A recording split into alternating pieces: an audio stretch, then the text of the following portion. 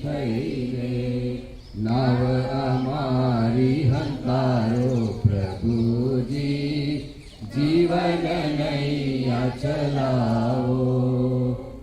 નાવ અમારી હંકારો પ્રભુજી, જીવન નૈયા ચલાવો. લંગરે આશા ભેદે નિરાશા, લંગરે આશા ભેદે નિરાશા, અમર ધામે તો ગાઓ પ્રભુજી, જીવન નૈયા ચલાવો. અમર ધામે તો ગાઓ પ્રભુજી, જીવન નૈયા ચલાવો. આશાના મૂળ સ્તોત્ર એવા ઈશ્વરની કૃપાને પ્રતાપે શબ્દ માનવ થઈને અવતર્યો, જે આપણને પવિત્ર આત્માની શક્તિ દ્વારા આપણી શ્રદ્ધાને જોરે આનંદિત કરી આપણી તમામ આશા પૂર્ણ કરે છે. તે આપના અંતરમાં વસો, આપના અંતરમાં પણ વસો.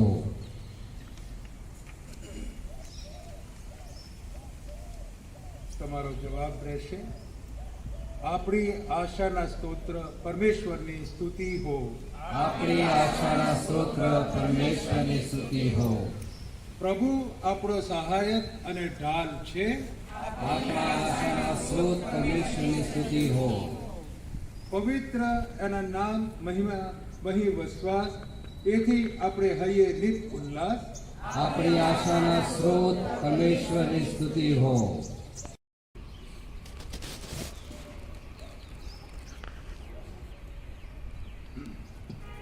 પ્રભુ તમારા અંતરમાં વસો. ભગવાન ઈસુ ખ્રિસ્તનો શુભ સંદેશ સંત યોહાનના શુભ સંદેશમાંથી પાઠ. તમારા અંતરને અસ્વસ્થ થવા દેશો નહીં. ઈશ્વર ઉપર શ્રદ્ધા રાખો, મારા ઉપર પણ શ્રદ્ધા રાખો. મારા પિતાના ભવનમાં ખંડ ઘણા છે. એમ જો ન હોત તો મેં તમને એ જણાવ્યું હોત ખરું કે હું તમારે માટે જગ્યા તૈયાર કરવા જાઉં છું, અને હું ત્યાં જઈને તમારા માટે જગ્યા તૈયાર કરીશ. એટલે હું પાછો આવીશ અને તમને મારી પાસે લઈ જઈશ, જેથી હું જ્યાં હોઉં ત્યાં તમે પણ હો. અને હું જ્યાં જાઉં છું ત્યારે ત્યાંનો રસ્તો તમે જાણો છો. થોમાએ કહ્યું, પ્રભુ, આપ ક્યાં જાઓ છો તે અમે જાણતા નથી. પછી અમને રસ્તાની ખબર શી રીતે હોય? ઈસુએ કહ્યું, હું જ માર્ગ છું, હું જ સત્ય છું, અને હું જ જીવન છું. જે કોઈ પરમપિતા પાસે જાય છે તે મારી મારફતે જ જાય છે. તમે જો મને ઓળખ્યો હોત તો મારા પિતાને પણ ઓળખત. હવે તમે એને ઓળખો છો અને એને જોયું પણ છે. આ પ્રભુ ઈસુની જીવન વાણી છે.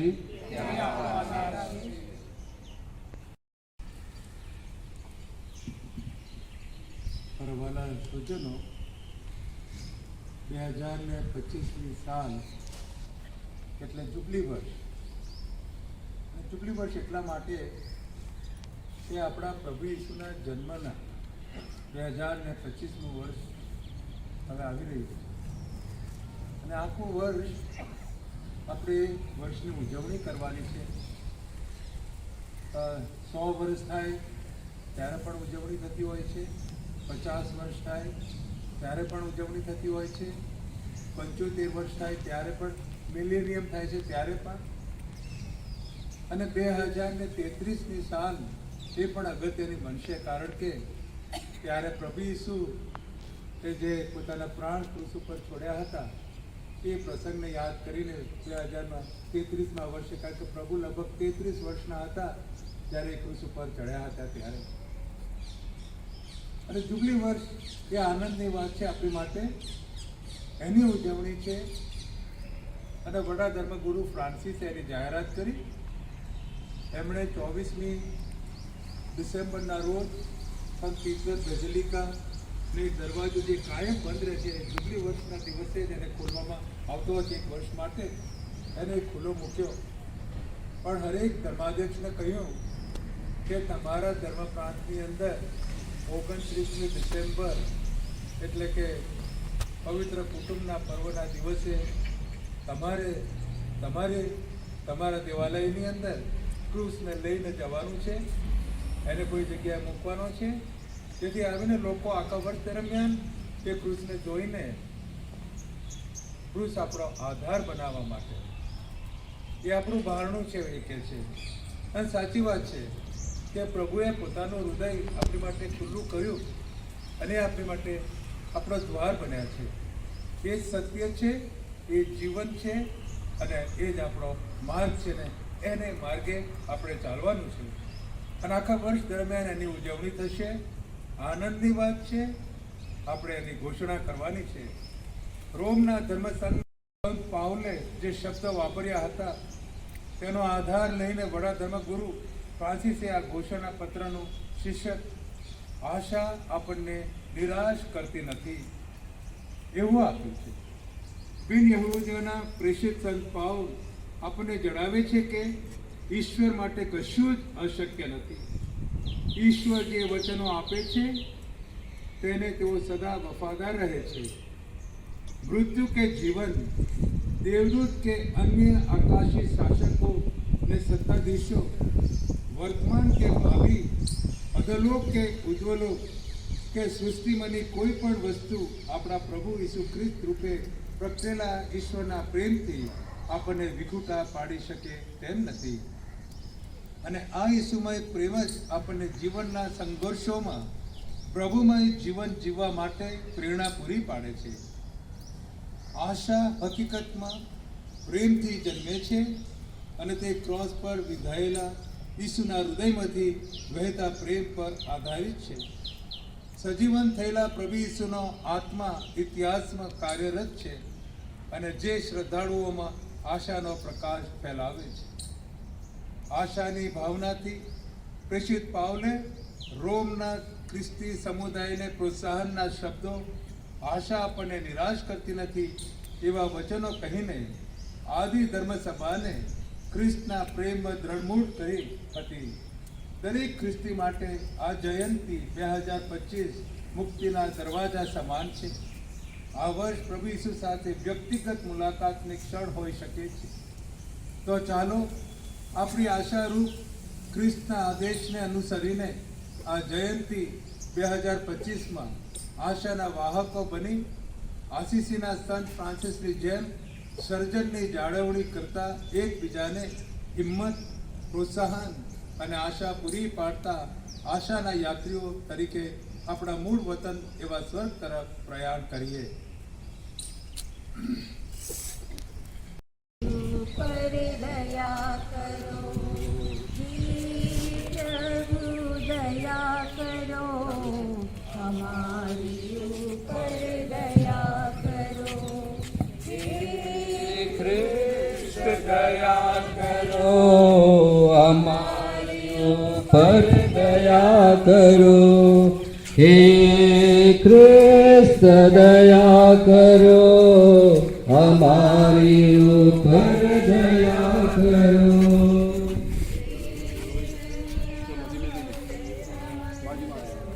મારે માટે કરો વિનંતી.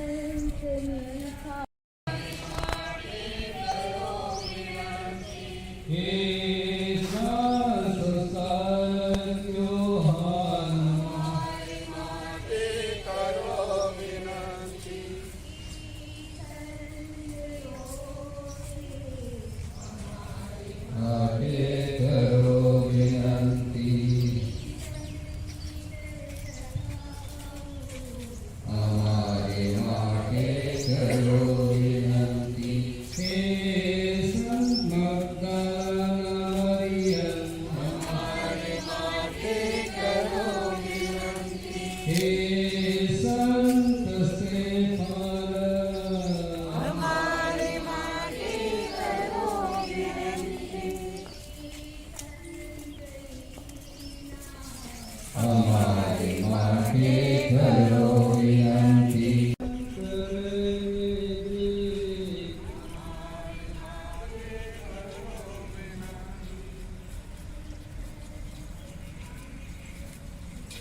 અમારી માટે કરો વિનંતી.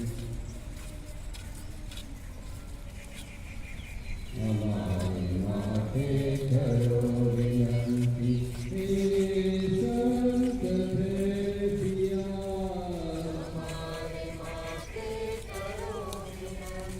હે સંત શ્રીપુત્રો,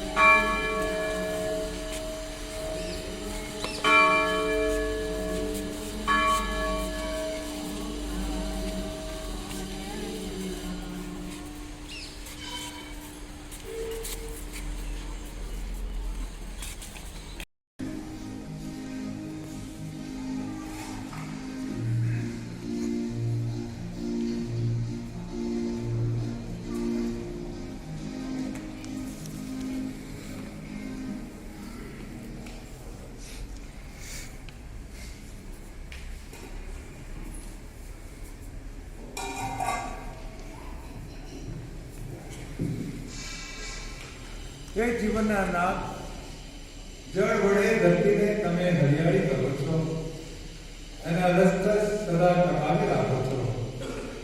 જળ દ્વારા તમે અમારા પાપ ધોઈ નાખો છો ને અમારામાં અનંત જીવનના ઝરણા વહાવો છો. આ જળ પર તમારો આશીર્વાદ તારો, એને છટકાવવાથી અમને પાવન કરો. તમારું જીવન જળ પીવડાવી અમારા અંતરની તરસ छिपाવો. આ પ્રાર્થના અમે અમારા પ્રભુ ઈસુ ખ્રિસ્ત દ્વારા કરીએ છીએ. આમેન.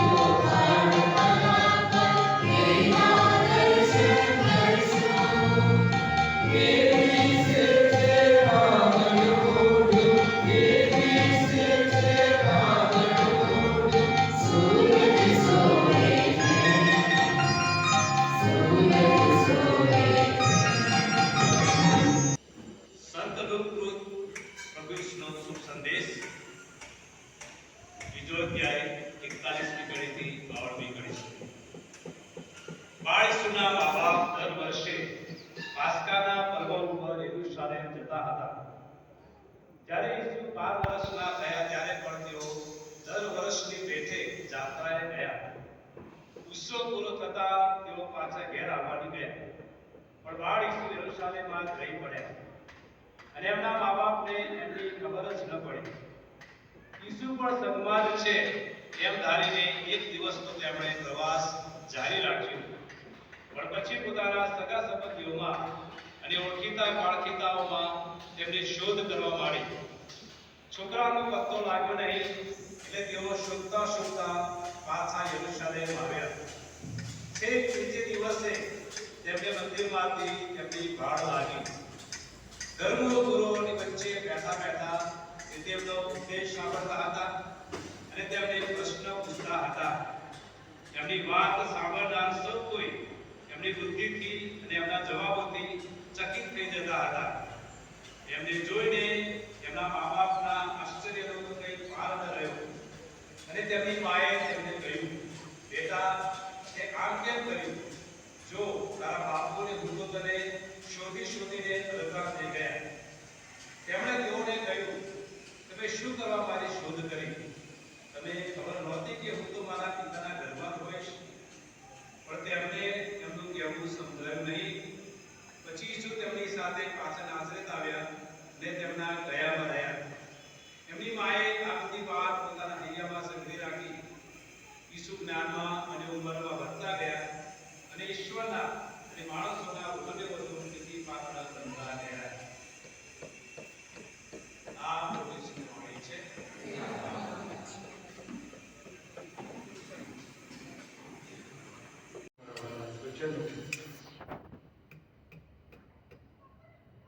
કુટુંબ એ સૌથી મહત્વનો ભાગ છે.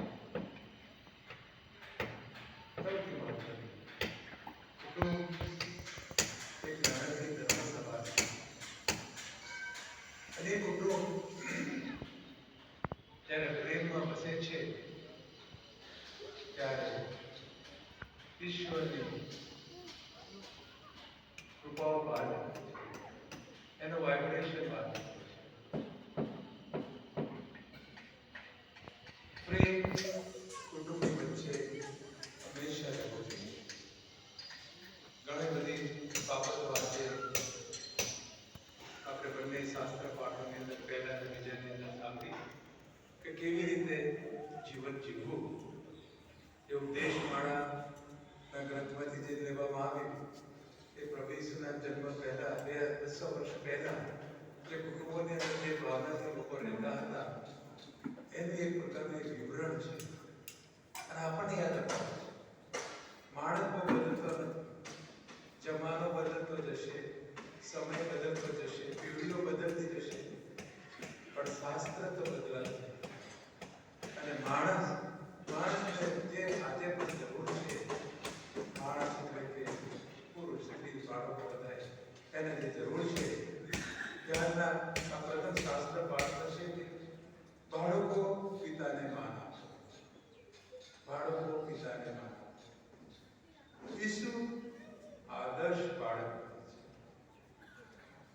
આજના શુભ સંદેશની અંદર તે યરૂશલેમની અંદર રોકાઈ ગયા. એના માતાને, યોસેફને, એના પાલક પિતાને ચિંતા થઈ.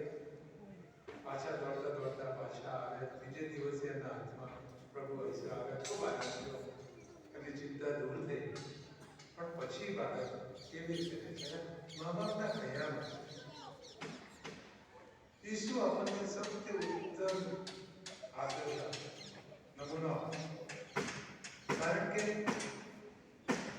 એના માત્ર માતા મરિયમને યોસેફના કહેવામાં રહ્યા, પણ ઈશ્વરના કહેવામાં પણ રહ્યા. જે ક્રોસ લઈને આપણે આવ્યા એ ઈશ્વરની ઈચ્છા હતી. ઈશ્વર હોવા છતાં, આખી સૃષ્ટિનું સર્જન કર્યા છતાં, આટલા બધા ચમત્કારો એમણે કર્યા છતાં નાની ઉંમર 33 વર્ષ એ વયે એમને જ્યારે ક્રોસ ઉપાડવાનો આવ્યો એટલું જ કહી શક્યા, એ પિતા બની શકે તો પ્યાલો લે, તારી ઈચ્છા તારી જે ઈચ્છા દુઃખી હોય, બીમાર હોય, ગરીબ હોય, કારાવાસ ભોગવતા હોય, એ બધાના જીવનમાં પણ આપણે આ આશા પ્રગટાવીને આ વર્ષની ઉજવણી કરીએ. આમીન. પરિવાર મોટું આપણે જે કંઈ છે એના લીધે જ છીએ, તો પ્રભુનો આભાર માનીએ.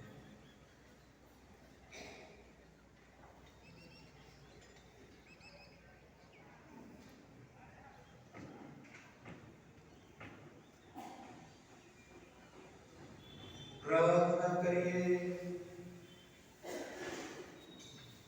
હે વત્સલ પિતા, તમે અમને પ્રેમથી તમારા પંકજને બેસાડી તમારી દિવ્ય રોટી અમને પીરસી ને અમારા નમ્રતાથી ઈસુ મરિયમ અને યોસેફના જેવો સાચો જીવન જીવતા શીખવા આ સંસારની સગળી મુશ્કેલીઓ સહન કરવાની અમને શક્તિ આપો.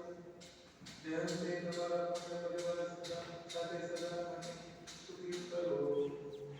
આ પ્રાર્થના અમે અમારા પ્રભુ ઈસુ ખ્રિસ્ત દ્વારા કરીએ છીએ. લાવવામાં આવતા હતા અને બાળકોને આશીર્વાદ આપવામાં આવતો હતો. વડીલો કહેતા હતા બાળકોને બગાડી મૂકો, પણ પ્રભુ કે મારી પાસે આવવા દો. આપણા વાળા બાળકોને આપણે આશીર્વાદિત કરીશું. અહીં ધર્મગુરુઓ બધા ઊભા છે. અમે સૌ વિશેષ રીતે પ્રભુના સેવકો છીએ, પ્રભુની પસંદગી પામેલા સેવકો છીએ. પ્રભુના નામમાં અમે સૌ આપણા વાલા બાળકોને આશીર્વાદિત કરીશું. હે સનાતન પરમેશ્વર, બાળકો તો નિર્દોષ છે, બાળકો તો શુદ્ધ છે, બાળકો તો પવિત્ર છે.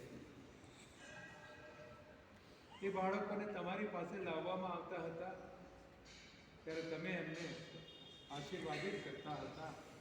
એમના માતાઓ ઉપર હાથ મૂકી. અમારા આ બાળકો અમારી પાસે આવ્યા છે. અમારા બાળકો અમે તમારા ચરણોમાં મૂકીએ છીએ. એ બાળકોને આશીર્વાદિત કરો, એમને તંદુરસ્ત રાખો, એમને હોશિયાર બનાવો, એમને સદ્ગુણોથી ભરપૂર કરો. જ્ઞાનમાં, બુદ્ધિમાં, શારીરિક રીતે, આધ્યાત્મિક રીતે એમની વૃદ્ધિ કરાવો. એમના મા બાપ એમનું યોગ્ય રીતે જતન કરી શકે એવી આશીષો મોકલો. આ પાવન બાળકોને આશીર્વાદ આપતા અમે એમને તમારા ચરણોમાં મૂકીએ છીએ. એમની ઉપર હંમેશા તમારી આશીષો અને કૃપાઓ વર્ષાવતા રહેજો. એમને તમામ અનિષ્ટોથી, પાપથી, શૈતાનથી હંમેશા બચાવજો. આ પ્રાર્થના અમે અમારા પ્રભુ ઈસુ ખ્રિસ્ત દ્વારા કરીએ છીએ. આમીન.